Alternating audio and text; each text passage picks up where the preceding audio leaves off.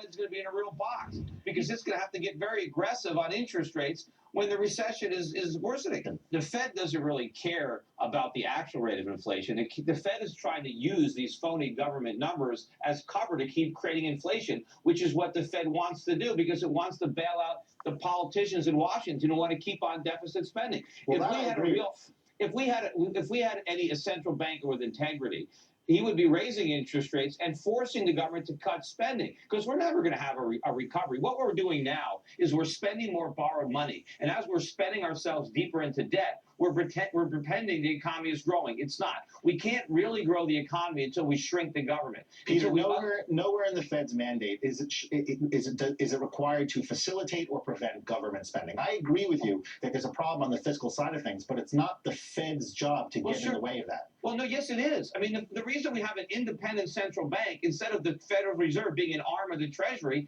is so the politicians can have their debt monetized. They're supposed to take the punch bowl away. They should be tightening. They shouldn't be worrying about the fiscal about the consequences. Peter, let me ask you. Wait, let me just quickly add one more quick thing, Larry. We quote unquote tightened in the summer and the fall of 2008 when this same I feel the feeling I forgot from that time because the CRB was going straight up, oil was at 140, and the Fed paused, and the second half of 2008 was atrocious in part because the Fed tightened implicitly. No, it was atrocious because the Fed was too easy in the years leading up to it. The falling commodity prices tells us the Fed was not loose enough. They were too loose from 2001 all the way to 2007. It was that cheap money that inflated that housing bubble. Yeah. It's the reason that everything went up. Just the last one.